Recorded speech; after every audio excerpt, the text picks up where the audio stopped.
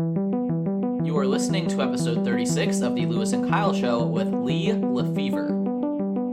It's one of those decisions that I think was probably a little bit crazy at the time, and I'm not totally sure that it was the right decision, but we said we're not using YouTube anymore. We're going to make commoncraft.com the home of our videos. And if you want to watch a Common Craft video, or if you want to become a member or download a Common Craft video, you do that from our website.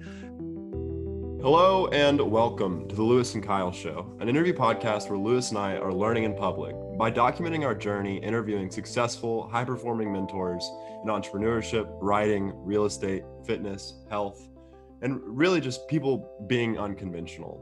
Today, we have on the podcast Lee LeFever. Lee is the co-founder of Common Craft, a creative media company that basically created a explainer video category where they make educational guides, ready-made videos, and visuals that are used by educators in over 50 countries. Lee came on here to discuss a new book he wrote called Big Enough, which tells Common Craft and Lee's story. Lee wrote the book because he wanted to bring attention to an alternate path to entrepreneurship. He wanted to kind of break up the narrative in society about success is all about size. Success is how many employees, how much revenue, how complicated, how many verticals. And he said, there's another way. You could put your happiness as your priority. You could set your lifestyle as your priority and just focus on making a business that actually suits those things. And maybe, just maybe, you might be happier trying that approach. So the book details how he did that and some of the things he did along the way. In this interview, we talk about writing the book and specifically a couple of those main ideas, namely how he imposed positive constraints, basically rules and limitations he and his wife held themselves accountable to follow the rules they had set out for themselves to keep the business to match their lifestyle. And we also talked about some of the choices they made along the way to make their business better suited towards a passive income, so it was more divorced from their time, and some of the different business models they considered to enable that. Kyle, anything else? Yeah, through the interview, I think what it could really be distilled down to is their intentionality and how deliberate they were at the beginning of their business to make it something that's building a return on happiness and a return on time versus just your return on investment in monetary terms. And that comes through in the conversation that we have with him. And it was just really inspiring to talk to him. So I'm excited for everybody to listen to him. I think it's a great episode. Yeah, so I'll play the audio now. Hey, Lee, thank you so much for coming on. We're excited to chat with you. It's nice to be here. Thanks for having me. Yeah, well, we're really excited. Kyle and I bonded as friends a lot over how we both love reading and both love books. And this is our first time interviewing an author of a brand new release. So we're really excited. I'm excited that you guys took a look. It's my second book and the one that I'm certainly really proud of right now. Definitely. You're doing a great job. It sounds like promoting it. We had a discovery call, just, get to know you with a guest we're interviewing in a couple of weeks. He's like, oh, y'all got to check out this Mixergy podcast. So I go to the website and I'm like, right there on the homepage, I'm like, oh, there's Lee. We're talking to him in 2 weeks. And it was kind of all these things colliding. And I thought it was really cool. But just for our listeners who haven't heard of your book yet, can you briefly introduce yourself and share kind of the quick pitch of what Big Enough is, why you wrote it, and what you hope people are going to get from it? Sure. So my name is Lee LeFever, and I'm a co-founder of Common Craft, which maybe we'll talk about in a little while. But Big Enough, the subtitle is Big Enough, Building a Business That Scales with Your Lifestyle. And it's really about a perspective on business that is unconventional and is about more than just having a business that makes money. It's also about considering quality of life and happiness as sort of a shareholder value or a value that you think is important in your life. And part of the idea is to think about business strategy in the context of more than just dollars and cents. And it tells a story that basically starts in 2007. That's the Common Craft story over that time. I think it's for people who are really thinking about what's next and being thoughtful about, where their happiness really comes from, where their satisfaction comes from, and how they might be able to build a business that supports that. And I wrote it kind of for that reason. We've been experimenting with our company Common Craft since 2007.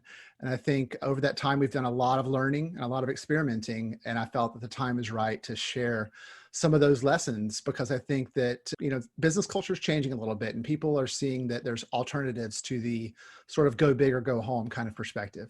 Yeah, absolutely. Focusing on, return on happiness or return on life in a business versus just how many dollars can I possibly force out of this corporation that I'm building. But, that idea isn't something that I think comes naturally. So where did you first encounter this idea of ensuring that a business scales with your lifestyle?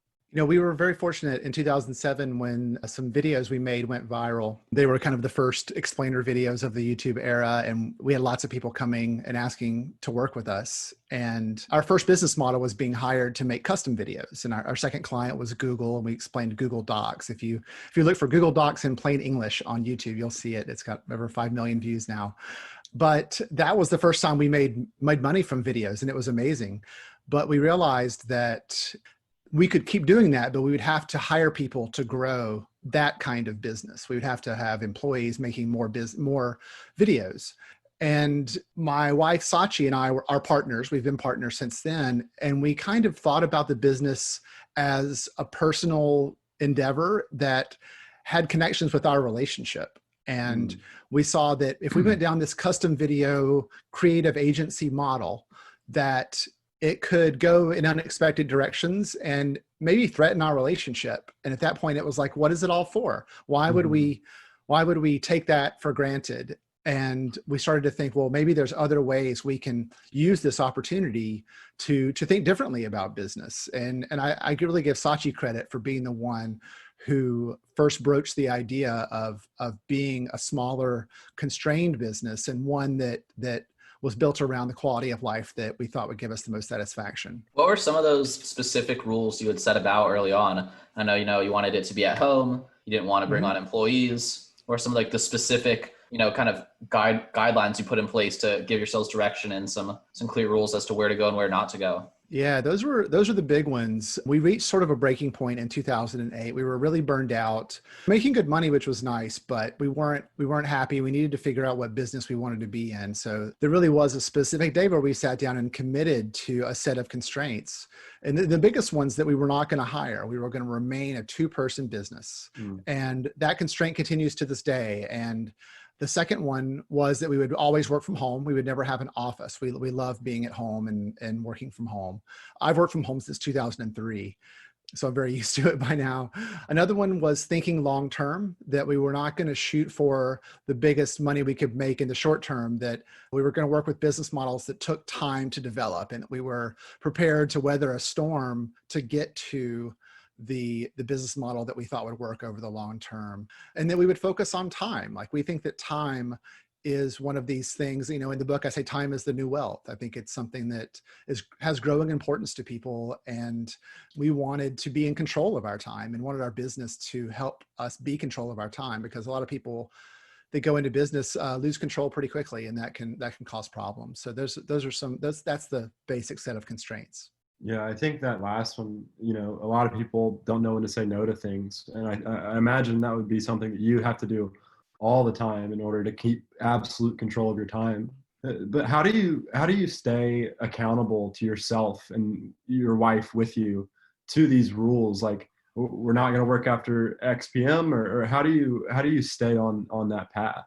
Yeah, it's not easy, especially early on. It did involve saying no a lot. And, when we sort of started to phase out custom videos, we were getting, multiple leads a day for custom videos. And it was really hard. And I felt personally kind of bad about it, because I hated saying no so much and turning down amazing opportunities and leaving money on the table. But we really were committed. And I think that having a personal relationship where you're not just committed to an idea, but you're committed to another person in terms of this promise that you've made together, I think is a really powerful part of that it's not just you, it's you as a unit, as a business or a partnership that really makes it work. And I think that we both really just believed that we could do it over time, that it wouldn't happen quickly, but we could make the transition we wanted to make over time. And I'm by nature an optimistic person. I usually try to see the good in things. And I believe that we could do it. That's great. You talk a lot about that long-term mindset, and that's kind of another thing that I want to focus on next, how you kind of use that long-term mindset when thinking about competition. Because like you said, there's clearly, once you kind of pioneer this category with, the great video that led to so many signups to Dropbox and Google Docs, all of these other people are like, it can't be that hard to, rearrange stick figures on a camera and make it a very complicated concept seem simple. I mean, there's an art to doing it well, obviously, and that's what your first book was about. But other people realize this opportunity, and you talk a lot in the book about, these copycats in the competition. So how did you kind of deal with that when that sprung up, and how did all of that fit into what we've already talked about with constraints and long-term thinking? Yep. Yeah, definitely. It was really this sort of observation that we had a lot of demand coming our direction, people that wanted those videos. And we thought it was a shame to not be a part of finding a supply for that demand. And maybe there was a business or sort of a service we could provide that was a matching service. So instead of trying to compete head to head with other video producers who suddenly sprang up and said that they did explainer videos too, we went to the ones that we thought were doing the best work and said, hey, look, we're getting a lot of leads. We're happy to share them with you. Here's how it works. We're creating something called the Explainer Network. And you can pay a monthly fee to be a part of the network, and we'll have your company listed in a small group of other producers. And then when we can't service that demand, we'll send it to the network, and you'll be competing with them. And that was a business that went on for years and was a very lightweight business to manage. So we could stay a 2-person business, and we made decisions to make it lightweight. So for instance, a lot of marketplaces like that work on a revenue share basis where we get a percentage of the money that they make. But that requires management, that requires overhead to understand those transactions and to make sure that everybody's above board. And so we said, you know what, we're just going to charge a flat amount for everybody. For no matter how much little or more money, most money they make, we'll get the same amount every month. And it was a trade-off. We could have possibly made more money, but we might have had less time. So we chose the lightweight route to making that happen. And again, it went for years and years and did really well for us. That's a really cool concept of not taking the revenue sharing model, and you're really just leaving money on the plate. And that speaks to you and her sticking to your constraints that you'd set for yourself. Yeah. I mean, I think that part, well, just let me really quickly add this. I don't mean to interrupt, but part of that is that being a 2-person business, what we needed to support ourselves was relatively minor. It didn't take that much for a company to support us. So once our needs were met and we were able to save money and have insurance and kind of live our lives normally, then I think that you could have a different perspective at that point. And that's, to me, the beauty of staying small is that you're not trying to finance the future so much. Like, you're trying to support yourself more than anything. And if you can get above that, then that's good too. It frees you up to make decisions about where you want to go from there. But briefly, I just wanted to ask you to explain to our audience what an explainer video is, just in case they're unfamiliar with the concept. Sure. So explainer videos are really about intent. It's about what the goal of the video is and sort of what the goal of the producer is, I would say. And just like the name sounds, usually it's a video that's designed to explain a subject clearly and usually succinctly. The sort of genre is known often for animation, and Common Craft videos have been in the past paper cutouts on a whiteboard that uses stop motion animation to tell a story. Now there's all kinds of different animation, forms, but for the most part, a lot of explainer videos are animated because it's easier to kind of explain things, I think, in more of a clear way using animations versus a talking head, because visuals are often matched really closely with the voiceover. So if I'm like a new software startup and I provide a service to someone, I would come to you and say, can you explain succinctly and clearly how to use this product so that we can send this video to new users, right? That is definitely a model for it. I'm a little bit biased because we have our own perspective on explanation. There's a fine line between explanation and selling, and explanation and education. I prefer to see explainer videos more in the education realm. I don't think that advertisers need a lot of help. They're fine the way they are. I don't really want to make advertising. I want to educate. And I think that that's the perspective. Even if we are hired, and we do some custom work now, but even if we are hired, our goal is not necessarily making a tutorial. And this is true with our library of videos. Like, our business is based on original content. And we say that, our videos are not how to do something. It's about changing a perspective. It's about opening someone's mind to a new way of looking at an idea. So we recently explained disinformation, for instance. That's our most recent original video. And it's not about like the mechanics of disinformation so much as it is the big idea and helping people understand that this is a thing that exists in the world that they should care about. Yeah, I want to ask a little bit about the kind of education side of the business, because the story you'd already mentioned about the Explainer Network was a really interesting business model in its own right, but there's other interesting business model innovation that goes on here. And kind of, I think what I kind of studied preparing for this interview, how on YouTube you have the videos, only up to a certain level of quality. So then for the people that actually want to use it in a formal educational context, that's where they pay the premium. Can you kind of explain how that dynamic worked, where you could, maximize the educational impact of it, but again, still survive as a business?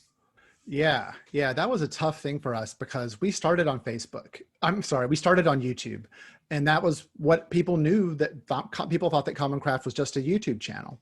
But over time, educators and others came to us and said that they wanted to download the video files and they wanted to license our work for use in corporations and school districts and things like that. So suddenly we had an opportunity to, be in the licensing business essentially, which means we can make a video once and sell it multiple times. And if we kept sharing videos on YouTube, we couldn't be in that industry really, because YouTube videos are free. We could use YouTube for promotions and things, but in terms of putting full videos on YouTube, it was a mismatch with that licensing business that we really wanted to be in. So we made the decision. It's one of those decisions that I think was probably a little bit crazy at the time, and I'm not totally sure that it was the right decision, but we said, we're not using YouTube anymore. We're going to make commoncraft.com the home of our videos. And if you want to watch a Common Craft video, or if you want to become a member or download a Common Craft video, you do that from our website. And again, that was focused on us having control. I'm concerned with platform risk. I don't want to build my empire on someone else's land when they can change the algorithm, they can change the rule. And again, it's a trade-off, right? We were not as popular, we were not as visible to our audience, but we were betting that we could make a long-term effort to make Common Craft the home of our videos so that we could be in control. And that meant that when someone searches for disinformation explained, our video shows up instead of a video on YouTube. A video at Common Craft shows up instead of a video on YouTube. And that's important to our business.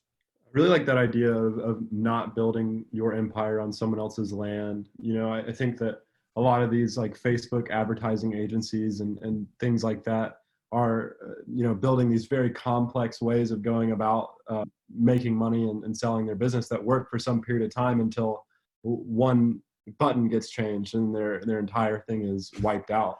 And yeah. I've heard a lot about that with newsletters and Substack, and how if they change one pricing model, your whole business goes away. So building your list and your group of people, your 1,000 true fans on your website, I'm sure is really important, and something that Lewis and I have talked a lot about doing for ourselves with this podcast. But I kind of wanted to ask in that vein, how do you manage to trust the passive income that's coming in from your different businesses, to where you know that you have safety for the next month, or a year from now, or something like that? Sure, that's a good question, Kyle. I over the years, it's always been a worry. I'm worried that tap's going to run dry one of these days, and that we're not doing enough for it to grow. So we do have to always be bringing in business. There's got to be new Common Craft members for that to work, because they go away over time. But one of the things that we learned early on was, teachers would tell us hey, I like that you're doing digital downloads, and I like that I can get just one video, but it would be a lot easier for me to get my school or my school district to pay for this if it was an annual subscription that gave us access to everything.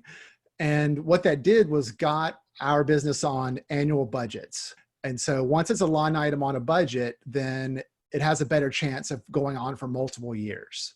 And that was a real revelation for us, was that recurring revenue that happens on an annual basis, that as long as people continue to use the videos, and as long as we continue to provide value, and that often comes in the form of publishing new videos, then they'll stick around. And like I said, being a small business, we can serve a relatively small audience and do just fine.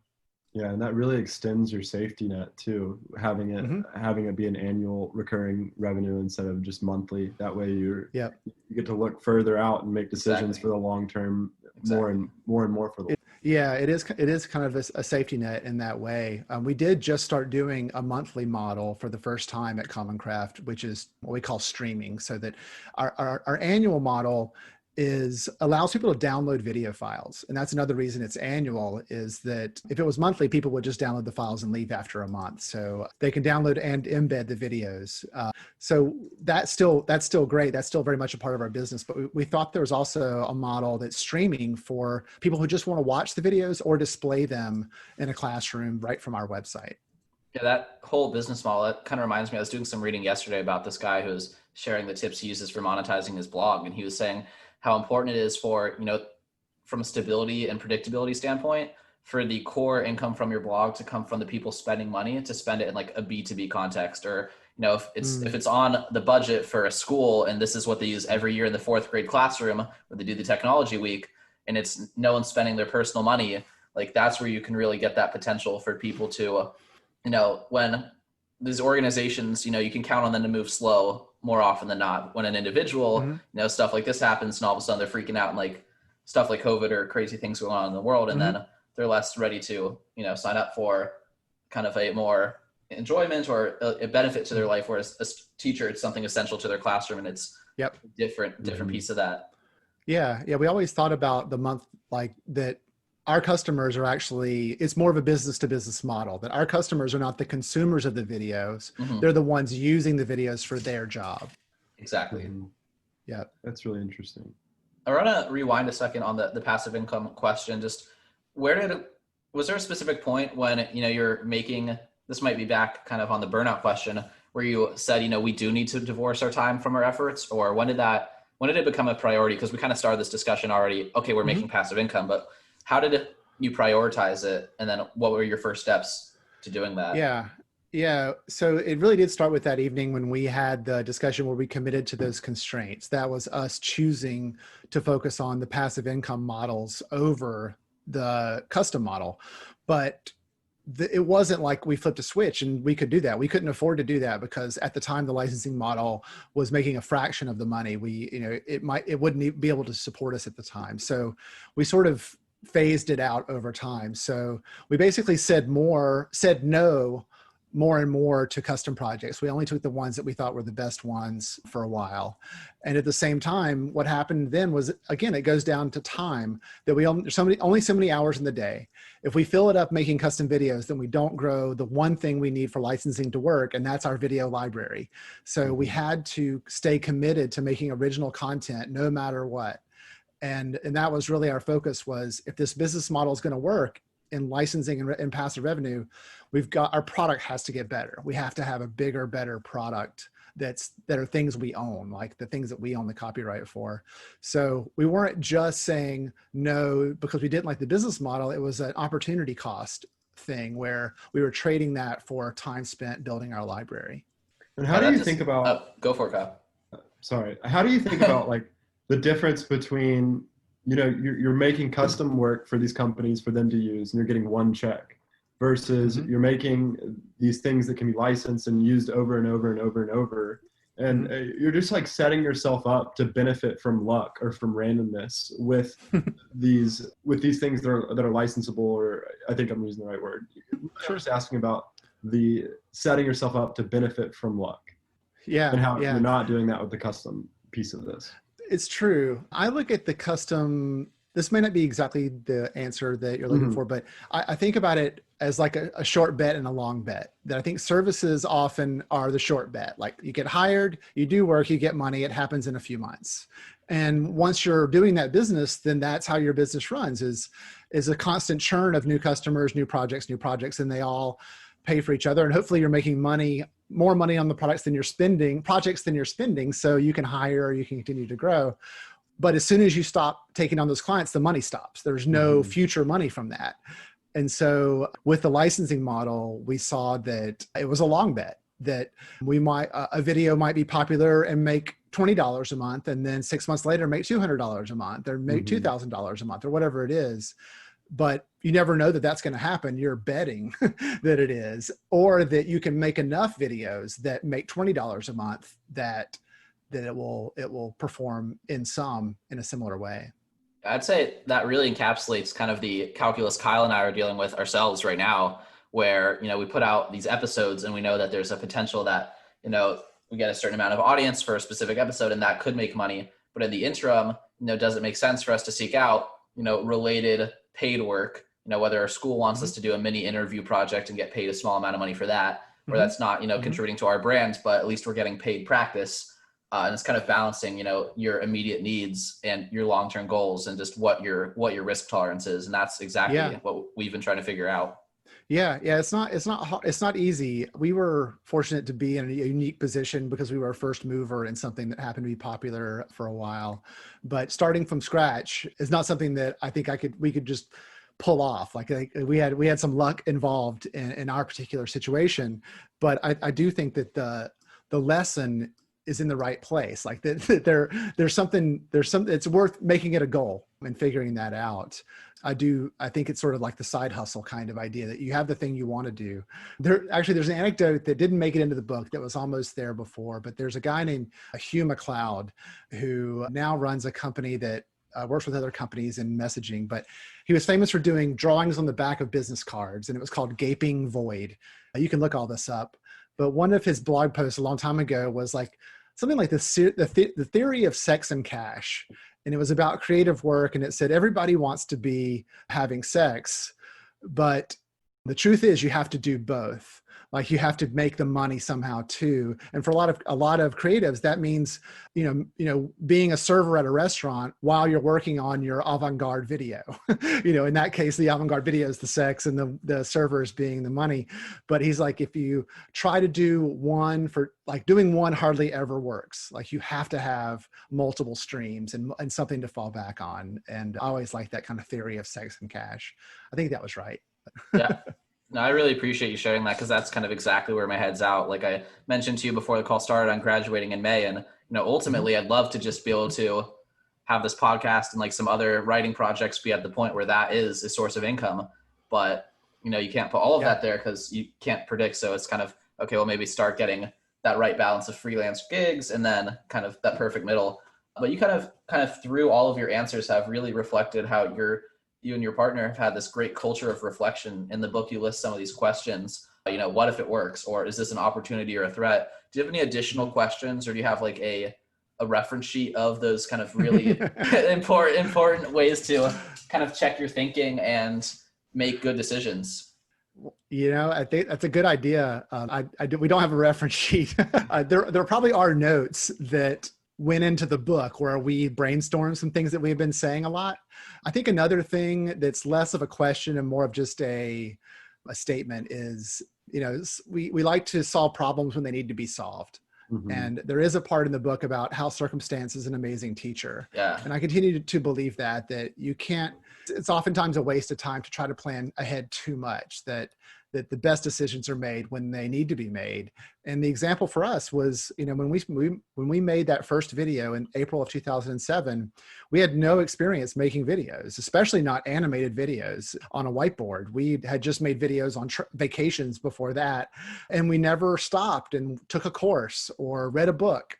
We just did what we could with what we had. Mm-hmm. And I think that's one of the reasons those videos became popular, is we were very clearly a couple of people in our basement trying to figure it out. And, for us, it wasn't about the technical quality of the video. It was about our intention to explain something in a way that it had never been explained before.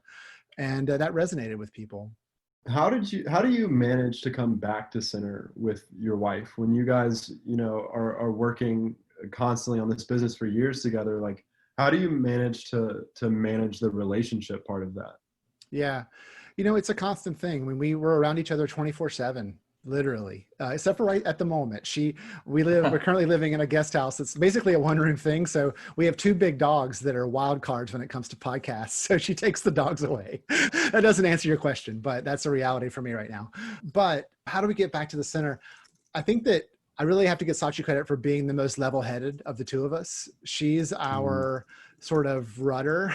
I have more of a history of being a little bit more anxious and emotional about things, and she's our rock. So when things feel like they're getting a little bit out of control or something has to happen, we sit down together, and I'll actually ask her. I'll say, hey, I want to have a conversation. Let me know how I can think about this. And she's also our CFO.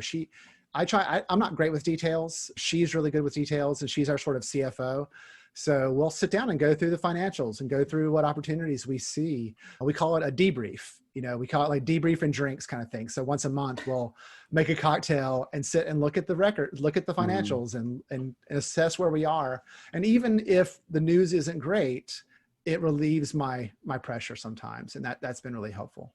That's a cool system. And I like the way you've systematized it to be a fun way. It's kind of a good way to combine a business and relationship and keep it lightweight, but get the important work out. And you'd mentioned there kind of that anxiety side of things, and that something I kind of relate to early on with the show. And early on, I'm saying early on is right now, being early on as well still. There's this part of the book where you talk about, you launch the Explainer Network, and it just every day, it's like you're addicted to your email, you're addicted to checking your analytics dashboards. And at a certain point, you're like, okay, this is a problem. And this is something I can relate to. And I'm sure a lot of anyone who launches anything, you put a blog post on the internet and you want to see how many people read it, or you put your first YouTube video up and you check every second to see, okay, did anyone watch it? Okay, did anyone watch it? So what was kind of that moment like for you, and how have you dealt with kind of the temptation to constantly check those numbers? It continues to this day, Lewis. I mean, right now it's the book, right? The book's been out a couple of weeks, and like I'm always looking like, are there new reviews? What's the Amazon bestseller rank? What are people saying on Twitter? So I want to be more in control of it, but it's fascinating. I mean, data is fascinating. And, in the case that you're talking about, when someone becomes a member of Common Craft, we get emails that say, hey, this person became a member. And though we discovered through working together that those emails were either they were controlling my day. I judged the happiness of my day, or the way I felt or experienced the day was related to the frequency at which those emails arrived and, or not. And so Sachi convinced me to stop getting them, to turn off the emails so that I would not actually look for them. And I know where to find them still, so I can still go look, which is what I love to do. I'm probably at least less efficient because of it, but it's tough. I mean, I admit I'm addicted to my phone, and it's not just data about the business. I should be tuned into other things, but she's always reminding me that I should be thinking the big picture. The details on the ground are her thing to think about. But it's hard. It's a hard thing. Yeah, it sounds like the answer there is a partner who tells you to stop looking. Yeah, totally. Lewis and I, we have access to the analytics, so I look at him less than he does, just because that's the way that he is and the way I am. But sometimes I'll get on there and I'll be like, yeah, we had X number of listeners, and then he'll complete the sentence before I even have a chance to say the number. It's like, dude, maybe you should stop looking at that for a minute. But I think we'll transition now to our bonus round, some less direct thematic themed questions, and more just kind of pick and choose random what we want to learn from you. And I think I'll go ahead and start here. If you could give one piece of advice to yourself going into your first year as a full-time entrepreneur, what would it be? That's a great question. I think that having written the book and thought a lot about this, I think that a lot of people, when they get into business, and me included, tend to outsource their values to other people they admire, or what they see in magazines or on TV in terms of what you're supposed to do as an entrepreneur, like what you're supposed to be going for.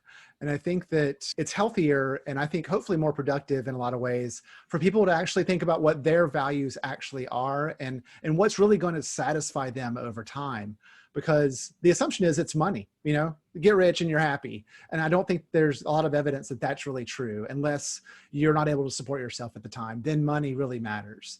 But for people who are supporting themselves and going into a business, profit matters, money matters, but I think that other things matter too, and your business is likely going to be more sustainable if you're able to create some alignment between your values and the business, and to find ways to maybe think about business strategy in terms of how it might support your values that are outside of money. Yeah. To touch on that, I like the quote, like when you have money, you have other problems, but when you have no money, money is your only problem.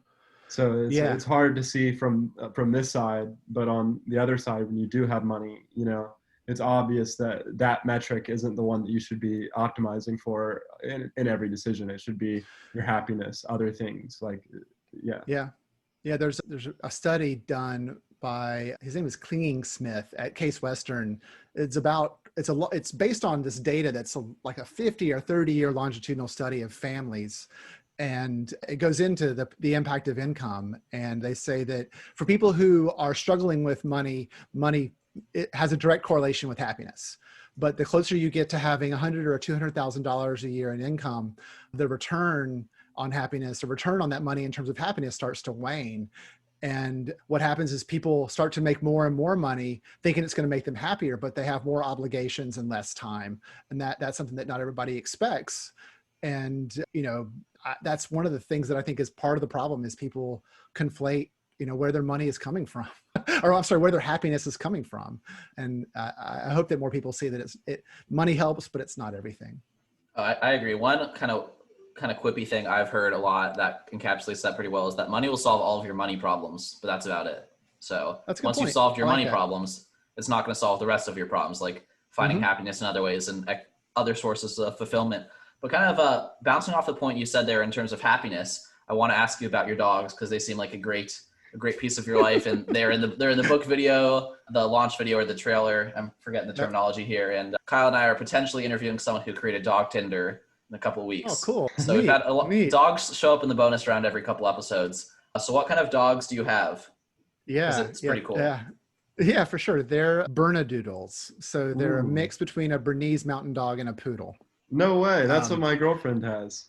Oh, really? Oh, that's cool. They're great dogs. Yeah, we were sitting around, one of our dogs got sick and passed away, and we were thinking about getting another dog. And I was like, so if you could mix any two dogs, what would they be? And Sachi said, I think a Bernese and a poodle. And so we looked it up on the internet. This was like 7 years ago. We looked it up on the internet, and sure enough, there's Bernedoodles. So that started us down that path, and we got our second one a couple of years ago. So they're awesome. They're, we love that they don't shed and they're hypoallergenic. That's nice. Yeah, I love Judge. That's the name of Caroline's dog. He's big and he's got like a tuxedo face. He's really funny. Yeah, they're beautiful. Yes, sir. But kind of on a different note, so you live on an island, and because of that, you're able to get good seafood and fresh produce. How have you noticed a difference in the way it tastes, the way it is versus back like anywhere else? That's interesting. One of the things we started doing here, we live on Orcas Island, which is off the western coast of Washington State. So I can actually see Canada from where I'm sitting right now.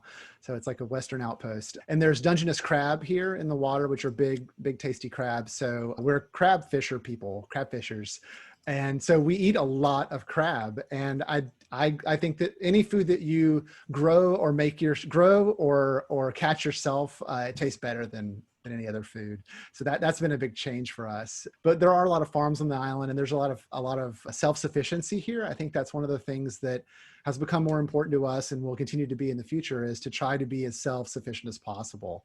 And that's true with our business, but also our personal lives. And there a little bit of a different point on that is that we're big believers in being financially responsible. Like we like having nice things, we like having money, but we're also very responsible in how we spend money. And that means that it doesn't take as much for Common Craft to be successful. Like it doesn't take, if you don't have huge expenses, if I'm not trying to pay for a mega yacht, I don't need that much from Common Craft in order for it to be successful at my scale. So that's something that I think really, moving to the island becomes even more real for us. I think you expressed that last point pretty well in the book when you're talking about, all these CEOs think they're hot shots and they're super successful because of, the money or the amount of employees or the size of their company. And you're like, well, I can make those same kind of arguments just with different numbers. No meetings in 3 months, haven't left the house in weeks, haven't had to fire anybody, haven't had to sit through any interviews or any of job interviews, any things like that. I can make my own bullet point list of how great it is. So I think that respectability is something that's really interesting, and something that a lot of people who are considering lifestyle businesses as a class anyway struggle with, is like they're smart, productive, and they want credit for that, and they want to show that they're capable, and choosing not to have a big business is not that path. And I totally get that. That's totally valid in a lot of ways, but I want to make it so that there is more respectability in choosing to be small and having different values. I think it's healthier, and I think healthy matters. I think it's kind of like the Steve Jobs versus Steve Wozniak dichotomy, where Steve Wozniak was always he said he never wanted to be anything more than an engineer in the company. And he kind of was happy once he got to his engineering role and made an impact in the world and made enough money to do all the things he said that he wanted to do. So he was like, I'm just going to check out. And then Steve Jobs, kind of worked himself to insanity or whatever it was. And he was more successful. Definitely. And I think it's important too that I say in the book, and I believe that we need entrepreneurs who are aiming for the stars and are putting the work in and have big dreams and making those decisions. Like that's a good thing. And some of those people are my heroes, but my message is not that that's bad. My message is that there might be more choices and opportunities than you realize. And that I want to be a model of how to think a little bit differently. Definitely. To switch directions here, different question. So Kyle and I, what if we want to make an explainer video? We're like, you know what, Lewis and Kyle in plain English. What are we about? What are the best tools available on the marketplace for someone like us to just make a short, effective animated video explaining a topic like that? Common Craft is a partner with a company called Vyond. They were formerly called Go Animate. And they have this browser-based tool that makes it super easy to make videos right inside the browser. You don't need special software or tools. Vyond is like VYOND. And our partnership is that they have our artwork, Common Craft cutouts inside their tool. So that's an easy way to make a video. We have something called the Explainer Academy, which is online courses that we've created to help people become better explainers, but also make what we call DIY animated videos. And we have chapters all the way from writing a script to creating a storyboard to recording a voiceover, doing animations, all that at explaineracademy.com. And actually, from commoncraft.com, there are discount codes on the front page, or a link on the front page to the discounts for those courses. Perfect. Awesome. And then one last question here in terms of building a custom house. What are some of the biggest mistakes that you made when building your house that you would advise someone to avoid? Kyle's the real estate art of this podcast. So he's always talking on mid-project like that. Literally half an hour before here, I was at the site talking to our contractor. We both were about things. I think that the lessons I've learned, this is not a huge mistake, but the lessons I've learned, and this is my reality right now, is that you can plan all you want about how things are going to be, but again, circumstance is the best teacher. Like, you can't really make the final decision until you see that something is built first. In the abstract, you can imagine it and write something down, but you really have to experience it on the ground and make the decision, with the context of what's already been built. That's really powerful. And the other thing is to try to be as geographically close to the project as you can, because we talk to the contractor at least once a day. We're there at least once a day. And if we were living on the mainland trying to manage this project, we wouldn't be able to be as much a part of it. I think being a part of it is a really big deal. And we love that anyway. Not everybody loves that, but we want to be a huge part of it. That's awesome. I would also add that you want to see where the sun sets and where the sun falls on your. That's great. Yeah, we lived at this spot for 1.5 years before building, and it really taught us where the wind comes from at different times of the year, and also the sun all across the year. Those things are huge. My parents' house in Las Vegas did not think about the wind. It is perfectly angled, where if you put like an outdoor ceiling fan, like they will get ripped out once every 2 weeks, no matter what, just because. Really? Just like, wow. That perfect spot is a perfect wind tunnel, and every house on that side of the street just gets their outdoor ceiling fans. No matter how much you bolted in there, it just gets ripped out. So that's it's just a strange detail. It's an important thing for sure. Yeah, trust the professionals. That's one of the things we always say is, like, people come into these projects with a lot of ideas, but the professionals have been through it before, and sometimes they're listened to and sometimes they're not, but we often defer to their experience in a lot of things. Architects and builders. Definitely. But yeah, I'm sharing some of the construction progress at Instagram. We'll probably mention this at the end, but I'm one of the people who doesn't have competition for my name. And so I'm Lee LeFever pretty much everywhere, including Instagram. Well, perfect. That's where we want to send people. So someone did enjoy this conversation. We piqued their curiosity about the book. What's the best way for them to find it and support you? As like you said, you're trying to get some traction with the book. So would it be most helpful? Yeah, definitely. The book is called Big Enough, and you can find it at bigenough.life. So that's a little bit odd domain, but it's bigenough.life. And the home of my writing and past and future books is Lee LeFever, my name, leelefever.com, and my company is commoncraft.com. And Awesome. you can also download a free chapter if you want a sample at bigenough.life. That's great. I definitely recommend the book, so y'all should check it out. Yeah, thanks for Awesome. having me. It was fun. Thank you so much, Lee. And that wraps up our interview with Lee LeFever. You know, as we said in the beginning, it was just a really good conversation, and it's inspiring to see the intentionality that he put toward this business and what he's created, and it'll be good to see what he creates in the future. Yeah, I agree. I think there are a few really big ideas I really appreciated hearing from him. I think the idea of circumstance as an amazing teacher really helped address some of the things I'm trying personally to figure out right now. I'm kind of trying to I'm graduating, in May, 6 months from now or so, and I'm really trying to think through what I'm going to do when I graduate to kind of get myself started to live the kind of lifestyle I want to live and run the kind of business, make the kind of money to have the life I want to have. And, maybe it's good to be proactive on some of those things, but other things are going to sort themselves out when, necessity is the mother of all innovation. And that kind of helped me quell some of the anxiety I've been having about some of those conversations and some of the thinking on that.